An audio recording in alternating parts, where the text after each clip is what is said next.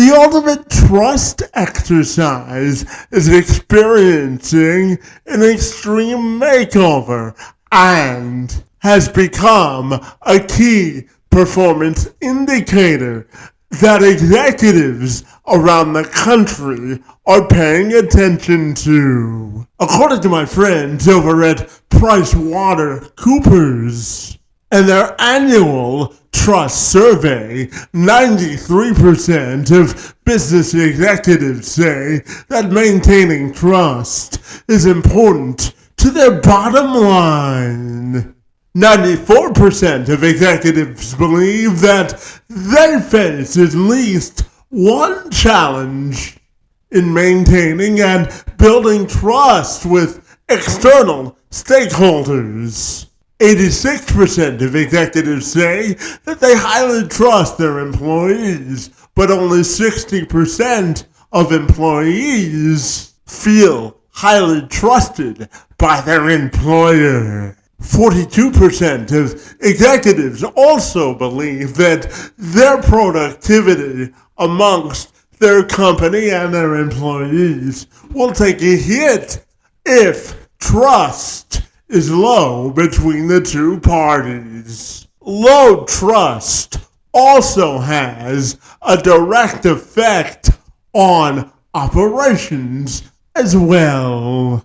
Executives self-admit that the risk is not of people leaving companies, however, staying and working half-heartedly. Conversely, 60% of employees say that they'll be willing to recommend that their family and friends work at a company if they trust their employer, as compared to 22% of employees who say that they've left a company because they had trust issues with their employer. For my friend Adam Malone, he knows all about building highly effective teams.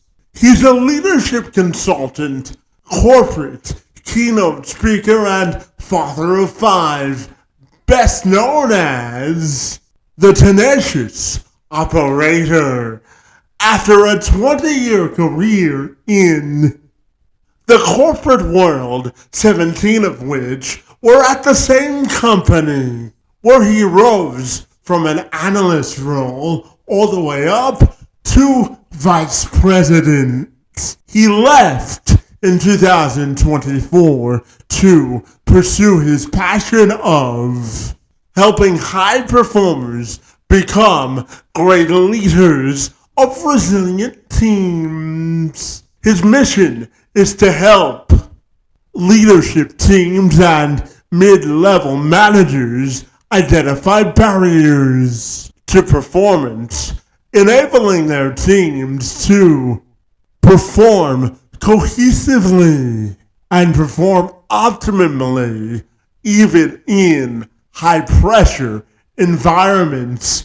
Adam's philosophy that most leadership behaviors are simple but require consistency even on the hardest of days. Transforming soft skills like trust and empathy into pillars of strength. In order to build highly effective, cohesive, and engaged teams, and Malone joined me this week to tell me more. I'm Kevin McShann. Let's have this conversation.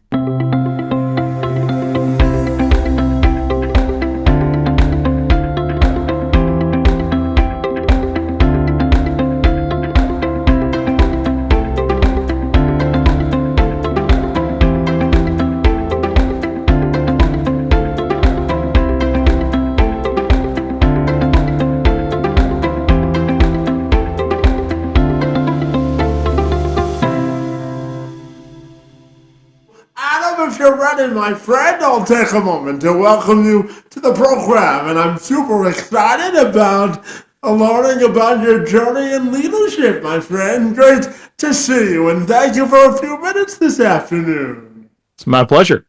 Absolutely. So, Adam, I know that you spent over 20 years in the corporate world and 17 with the same company, my friend. And you decided last year to make a career pivot to follow your passion, my friend. So, I'm wondering if you can start our conversation by telling me about your passion, your purpose, and what makes you so fabulous, my friend? I don't know if I'd ever describe myself as fabulous, but I'm happy for you to.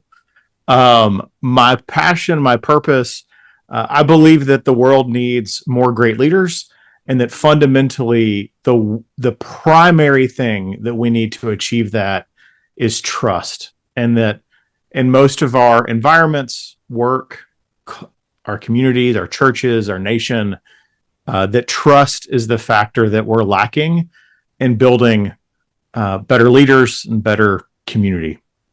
Yeah, absolutely. You know, I'm curious to ask you about the 24-hour news cycle and the constant sort of need for instant gratification today, and how our sort of thirst for acceptance in society today has really sort of weakened our level of trust and our ability to have conversations with people that we disagree with, my friend. I'm curious to get your thoughts there.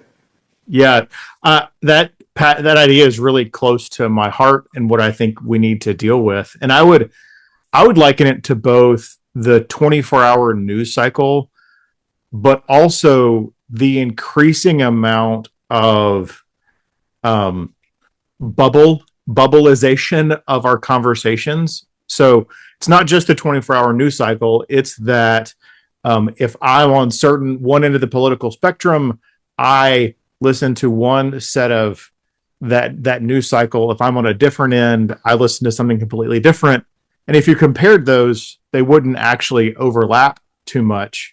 But then that is pervasive. It makes its way into our social media as well, where each of us exists in a bubble that's curated by our friends at Instagram and Facebook and others to keep us interested, not to keep us informed. And so that bubble keeps us interested by feeding us things that we are more likely to agree with. And that then erodes how we can handle conflict. And I think that has worked its way into places like our communities and our companies, where we've lost the ability to deal with disagreement and discomfort, and as a result, we actually don't know how to work through those issues. And part of what I want to do is help increase the fabric of trust and strengthen that, so that we can have disagreement and that we can have discord, but in a healthy way to work through that conflict. Yeah, absolutely. And I'm also curious to ask you about making the career pivot and sort of betting on yourself. And I'll use myself quickly as an example, my friend. So, Adam, earlier this afternoon, I stepped out of my comfort zone, my friend, as a public speaker. One of my goals, my friend, has always been to address the Detroit Lions during a training camp. So what I did was I spent the afternoon signing a speaking proposal and a letter directly addressed to the Lions head coach, Dan Campbell. And I did that because I believe that life is an adventure, and if you're unwilling to sort of bet on yourself, you won't realize the true potential in life, my friend. So I'm wondering, in your case, my friend, what went into the decision to bet on yourself, leave a highly paying job, and venture out on your own as a leadership consultant, my friend? Yeah, I appreciate the question. The first thing I would say is I found a passion in leadership and I enjoyed doing that. And walking away from my role, the hardest thing is walking away from my team, frankly, and the people that I'd come to love and to work with. But the reason why is I had kind of done what I could do. That team didn't need me when I left, and that's success as a leader, is that you can step away and the team can take over. So first, I could kind of walk away and feel like I had not quit, but instead I had left the team where they wanted to be.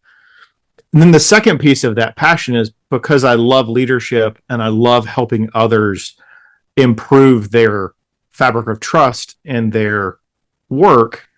I felt like I could have more impact working with lots of different companies than if I stayed with that same company. I'd already been there for 17 years. I didn't see myself there for another 17. So you start to ask yourself, well, how can I have impact in the world and in things that I believe in? And for me, I felt like it was the point in my career where I could have a greater, longer lasting impact by pivoting out of one company and working with, many companies and many different leaders. Yeah, and Adam, tell me what would be your piece of advice for anyone that wants to take the leap and bet on themselves from a professional perspective? Yeah. So a couple things. One, talk to your spouse about it a lot. If you have a spouse or a loved one in your life, my wife and I talked about it a lot. So I'd encourage that because it's not going to be easy. And so it's one of those journeys that you don't start because you know that the outcome is going to be successful. You need to start the journey because you're excited about the journey. I hope that makes sense. Um, and I don't think I've reached success by any means in this work. And I think I've got many years left on the journey of figuring out exactly what that's like. And you just have to be comfortable with that lack of clarity, that uncertainty that's in the messy middle between when you decide to do something and when you actually start to achieve the things that you hope to achieve. Yeah, absolutely. And Adam, how do you define a resilient leader, my friend? Mm. So to me, a resilient leader is one that is able or willing to stay the course despite difficulty or hardship. So they don't give up simply because things are difficult or they don't like the outcome. Resilience is being willing to stick with things that are difficult despite the difficulty. Yeah, and to that point, Adam, I'm curious to ask you about how you define the characteristics of elite leadership and what does it mean to really build a high performing team? So a high performing team is going to be one that has a culture of trust and safety so that each individual can push and pull on the other and they can succeed through that conflict we were talking about earlier. In my belief, if a team can't have healthy, productive conflict, that fundamentally means that they are going to struggle with innovation or creativity and that they can't really be high performing. Or said a different way, if my team can't function without me in my seat as the tiebreaker, helping them work through all those issues, that means that team really isn't high performing. Does that make sense? Like that kind of issue of, is the leader necessary to make progress? Yeah, absolutely. And, since you brought it up, I'm also curious to ask you about forming, the trust in your team to give them the autonomy to make choices without you sort of steering the ship. Because it's my belief, Adam, if you empower the people that you're in charge of leading, that your productivity, your profits, and morale will ultimately be increased. Would you agree with that? I do agree with it. And one place I think people fail in this topic is they confuse delegation with empowerment. So delegation is when I tell you about an issue or a problem, and then I tell you the tasks I want to be completed. Delegation is about handing out task completion, essentially. Whereas empowerment is about I tell you about an issue, and then I ask you to come back and tell me what you're going to do about it or what we need to do about it. Many leaders fail in that they believe that they're empowering their teams, but really they're just telling them what tasks need to be completed.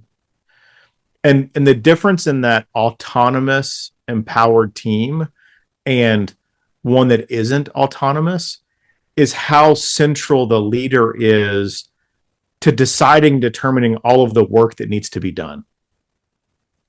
Yeah, absolutely. And, Adam, I want to ask you now about inclusivity in the Yeah. workplace. Adam, this is a topic that is near and dear to my heart, my friend, because I was born with cerebral palsy, and when I graduated college, it took me 6.5 years to get my first paying job, because when I went on job interviews in newsrooms, news directors told me I was qualified, but because of my disability, they viewed me as a liability. Now, Adam, I graduated college 15 years ago, and I know that the Bureau of Labor and Statistics reported last year that 22.5% of people with disabilities were employed in the U.S. workforce, which was the highest it's been since they started recording that data in 2008, my friend. So how do you think we can continue the trend of hiring people with disabilities, infusing them into the workforce, and what sort of competitive advantage do you think they add to a workforce, my friend? So that's a great question. And I think that the first thing that we have to realize and acknowledge is that everyone brings a different type of value to what we're doing. And so this, for me, this topic is important because I have a son with autism. And if you look at the statistics, depending on what studies you look at, somewhere between 50 and 70% of people with autism do not find a career later in their life. They aren't able to support themselves. And so to me, this topic's important for that purpose. It's a little slightly different than yours, but similar. And I think identifying first that everyone has value is necessary. That second, that we may need to change how our environments function so that we can accept others into them. An example of that would be, it wasn't until 4 years ago that the office that I worked in had an elevator to our second floor where our primary office was in our warehouse. That meant that a few years before that, we had a team member who had cerebral palsy, and he could not attend any meeting on the second floor without kind of struggling to get up the steps, which is nearly impossible for him, especially as things got worse. Well, that was a huge shame that we didn't make the decision earlier to solve that problem of no elevator, and that fundamentally that choice was being made because of a cost decision, and an elevator is an expensive thing. So I believe we need to think about ways that we can make our workplaces more inclusive, whether that's an elevator to the second floor, or likely one day my son in the workplace is going to need a calm, dark room that he can go to listen to music for 20 or 30 minutes and decompress during his day. Is a workplace willing to provide that accommodation and view that as important? And until we start viewing accommodations as something that's reasonable and important to provide, we're going to struggle to really deliver on the diversity goals that we need to have. Yeah, so building on your last answer then, as a dad with a child with special needs and your experience in the corporate sector, I'm curious, what's your message to managers and decision makers about the importance of really embracing people with disabilities as a pillar and a strength and hiring them and providing a competitive advantage? What would be your message to senior management and executives, my friend? Well, I think my message to leaders would be that it's an important strategic decision, because if you're removing access to a large part of the workforce, you're fundamentally removing access to a large talent pool. And that's what leaders should think about in terms of the long-term success of their organizations is, do I have access to the talent pool that I need to achieve what I need? And I don't know a single leader that would tell you that they have enough good talent. And so helping them see that simply because someone has a disability, that doesn't mean they don't have talent that is useful and important to leverage. But that may mean we need to make decisions that are, I might say, suboptimal in some way. Meaning, if we optimize everything based on what we would call a typical person, we fundamentally will exclude huge swaths of the community. And so that optimization problem is one that we have to, I would say, think about differently than just dollars and cents. Mm-hmm. Because until we embrace that there is a depth that isn't just a dollar and cents sort of depth, we won't be able to reach that. And I don't think I answered your question very well, actually.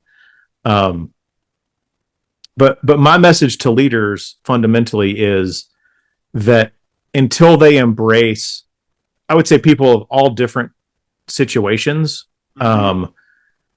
They're going to cut out a large part of their talent pool, and that's their largest issue that they have to deal with. So why limit yourself in being successful? Like, you're making a choice there that you don't have to make. Yeah, absolutely. And I know that your overall mission as a leadership consultant is to help leadership teams and mid-level managers sort of identify barriers to performance, which enable their teams to function with a cohesive sort of atmosphere and to function in a thriving way, my friend. And to your last point, the Bureau of Labor and Statistics, Adam, said at the beginning of the year that organizations across America, 7 out of 10 of them are finding it difficult to fill vacant positions and close the labor gap, my friend. So a two-part question for you. How do you think we can build cohesive teams and at the same time close the labor gap? What are your thoughts there? Well, I think I like the idea of cohesive, because cohesive has the idea of being bound together, or bonded together. And that is different than all starting out the same, right? If you say, hey, I want a homogenous team that all looks and acts and thinks similarly, that's different than saying I want a cohesive team. And that cohesion idea brings with it that different perspectives and different abilities will be included. So the way that people need to bridge the gap towards a cohesive team, to me, is in this discussion that we're having. I think that there's a failure or a failing in that we have sometimes decided that we won't see a difference. That's the idea of, well, I don't see color as a difference when we're talking about race. That's just fundamentally almost silly to say. Like, you have to, like, it exists, right? And I'd say similar when you're dealing with physical disabilities. People who think, well, we're just going to act like the disability doesn't exist. We're not even going to act like Kevin has cerebral palsy. We're just going to accept him. I think that is an issue where we're actually lying to ourselves about how we can move through that and build a cohesive team, because accepting each other's differences doesn't mean we act like the difference doesn't exist. And until we're willing to do that in a way that gives grace and mercy and love on both sides of that equation, we'll struggle to have the cohesion you're asking about. Yeah, absolutely. Adam, how do you think we can maximize performance and really measure the performance of a highly effective team? Because, in today's workforce, the idea of measuring performance is a different definition for all of us. So what do you think is the key to effectively and honestly measuring performance, my friend? Mm. Well, measuring performance, I think we actually over-index on hard variables like revenue or profit. Our businesses need to think about those, but when we think about individual team performance, often those fail because they don't actually exist. Meaning, I generally can't judge the revenue that an individual brings in. I can't judge the profit impact of any one person.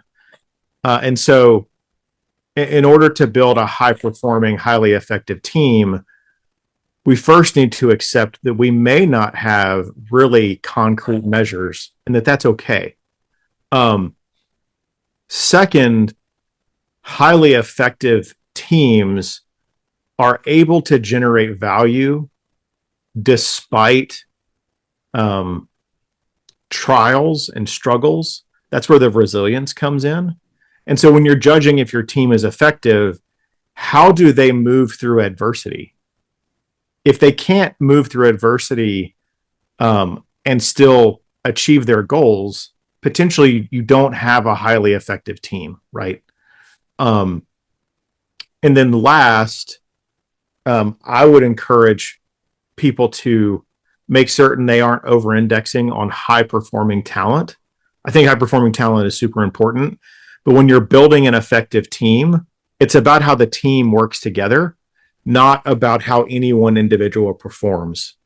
And so acknowledging and figuring out when that is happening, when the performance of the team is actually relying on one or two individuals, and working to change that balance of like team performance versus individual performance is the way you actually help establish that resilience we were talking about earlier.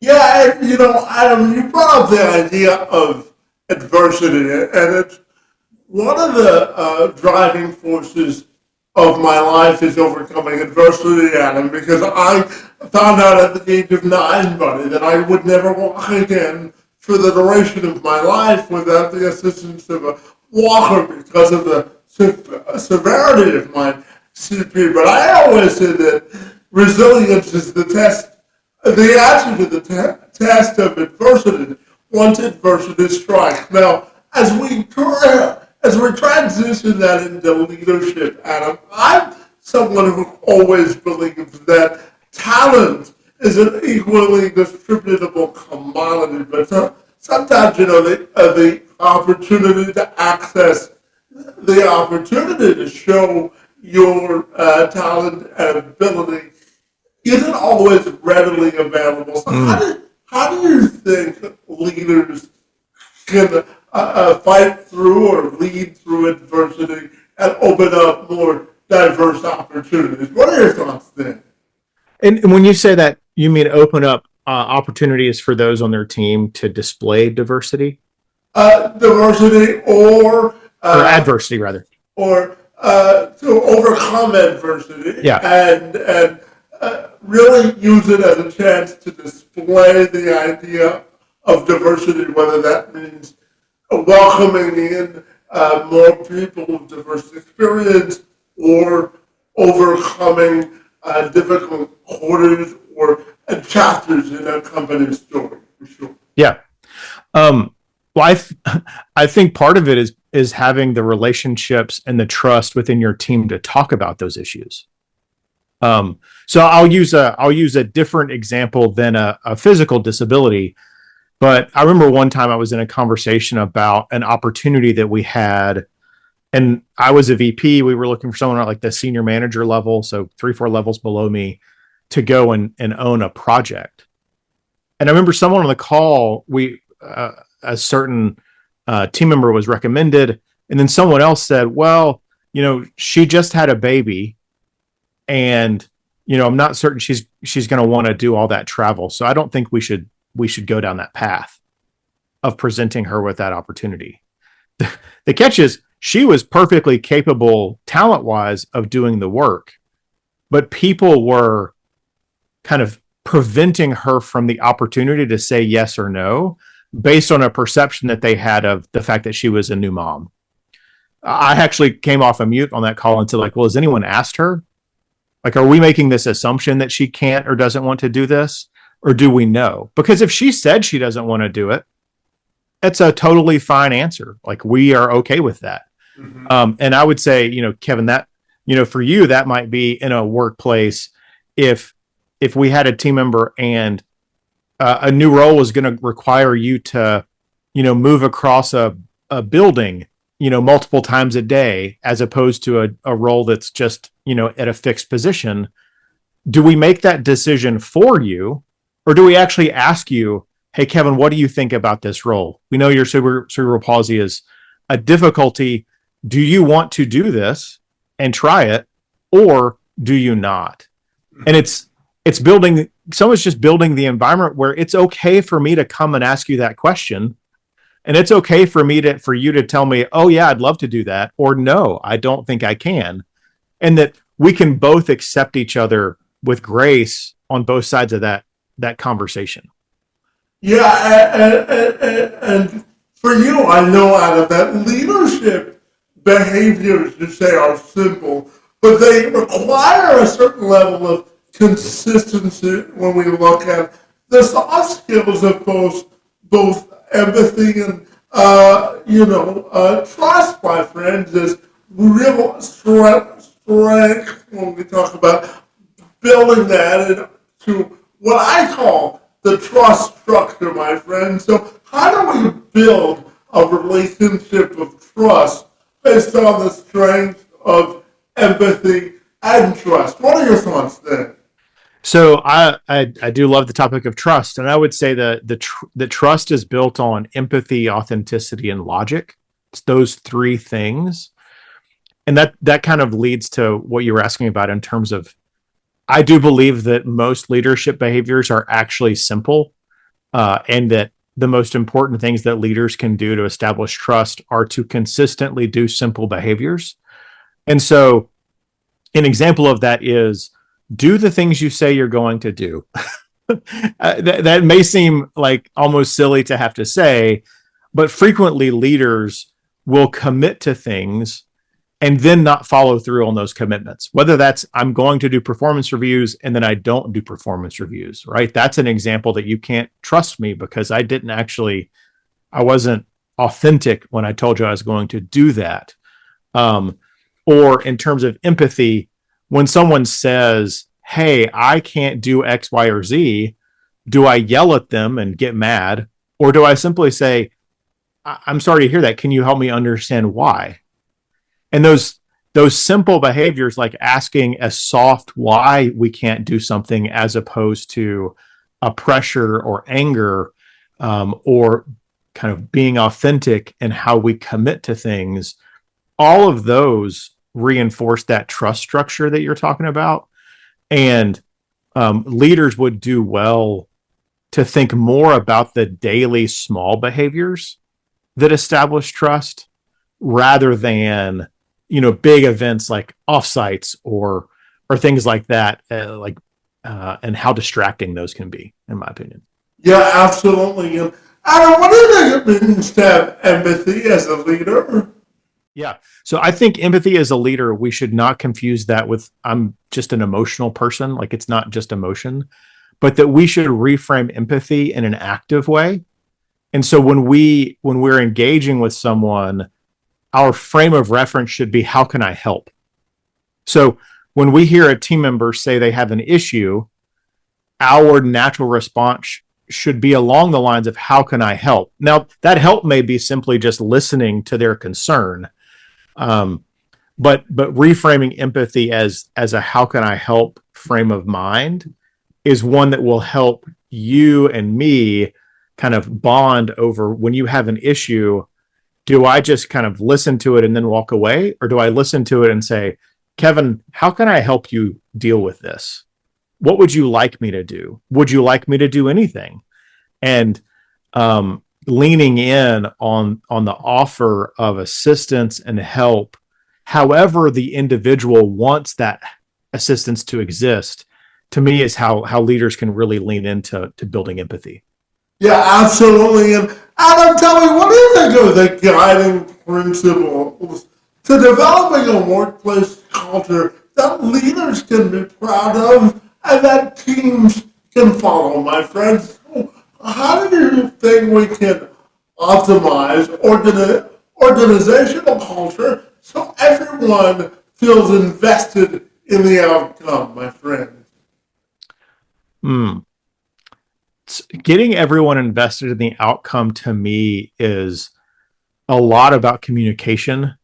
And so how do we communicate the goal that we're all trying to achieve and do so authentically? I think this is often where business leaders fail, is they actually communicate outcomes or goals, but they don't do it authentically. So I'll give you an example. If you've ever seen a company that says our number one goal is to take care of our employees, that's a terrible number one goal for a company, because until that company is profitable, they can't actually take care of their employees. Now, I'm not saying that they should, be unjust or deal poorly with their employees in the pursuit of profit. But if a company's number one goal is caring for their employees, they've actually missed why a company exists. It's kind of like if someone says, hey, we're a safety first company. Well, if you're a safety first company, you would never leave the office, you would lock the doors, and you wouldn't ever engage with anyone. You can't actually be a safety first company and engage with the public. You have to include safety as a guiding principle, but it can't necessarily be number one. And so I think when leaders are engaging with their employees, sometimes they are tempted to be inauthentic and say things like, well, your success is our number one goal. Well, that people don't actually believe that. And so when people don't believe the things that you say as a leader in terms of those goals, they don't buy into the broader target or the broader effort. And so embracing honesty and authenticity and the transparency that really tells people what's going on is far better than kind of sugarcoating the truth or trying to make people feel good about it, because then they don't actually buy into it either. Like you're kind of lying to yourself as a leader when you do that. Yeah, absolutely. And Adam, I know that one of your first passions was driving and leading through innovation, my friend, and transformation with supply chain management. But you say that there are principles that also can be attributed to effective organizational leadership, my friend. So where's the common thread, in your opinion? Between supply chain and like the broader leadership world. That's exactly right. Yeah. Yeah. Well, one of the things that I think supply chain professionals and really operations professionals do really, really well is they focus on continuous improvement. And the more that we can bring continuous improvement into the broader organizations that we work on, the better we will be over the long term. And so when I think about continuous improvement, one of the fundamental things I think about is that it is a continuous journey. It's like the atomic habits idea. I think James Clear is that author, talking about we just need to get 1% better every day. I don't need to get 10% better every day. I don't have to make that sort of leap. But if I can make a 1% better every day sort of goal, a year from now, I'll be in a wholly different place than I'm in now.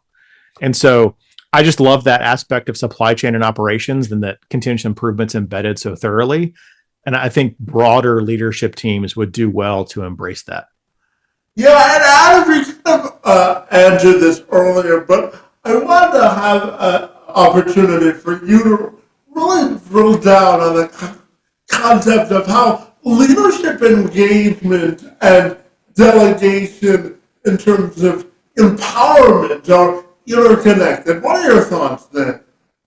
Yeah, so delegation and empowerment are interconnected. We need to do both of those as leaders, but we'll really struggle if we only delegate. Meaning, delegation is telling people what tasks they need to do. If we want to reach high performance and high effectiveness, we actually have to get better at empowering people, which is very, very much includes teaching them how to work through an issue and then giving them the authority to own what gets done to respond to a problem. Yeah, and Adam, I'm also wondering your thoughts on the key to maximizing sort of the personal passion you have for your work versus the prospect of sort of maximizing professional productivity. How do you think those two things are interconnected? I personally believe that we go through seasons in life when we can be more productive professionally and more productive personally. And I'm a father of five. We've talked about that a little bit. An example to me is, hey, when a new child comes home, that's not a great time to be, highly focused on your work. That's a 40-hour a week sort of effort then, as opposed to other seasons of my life. I've worked 50, 60, 70 hours. And the maintenance of your career and the development of it often includes just being honest with yourself about what part of your life you're in. Am I in a part of my life where I'm over investing in work? Am I at a point in my life where I'm over investing in my personal life? And it's both of those answers are okay. Yeah, absolutely. And finally, Adam, my final question for you has to do with your own personal and professional legacy, my friend, and how you want that to be defined. Well, I hope that my legacy is defined by our world, and especially my children, growing up in a world that is more trusting than it is today. And that if that's the only thing that I achieve, and that trust and the fabric of trust that holds even my community or my church together, hopefully it's better than it was before me. Yeah, absolutely. And finally, Adam, tell me if people want to get connected with you, buddy, what's the best way they can do that? Yeah, so I'll give you two ways. I'm super active on LinkedIn. So feel free to search me on LinkedIn, Adam Malone. The other way is you can text a short code to text operator to 33777. That's operator to 33777. And that'll get you in touch with me, get you on my newsletter list, and helps me stay in touch with folks. Absolutely. Well, Adam, I want to thank you for your work in leadership development and really maximizing the potential and productivity of teams, my friend. You're really doing innovative work in this space, and it was an honor to engage in conversation with you this afternoon. Thank you so very much for being here, my friend. Thanks, Kevin. Glad we could have this conversation.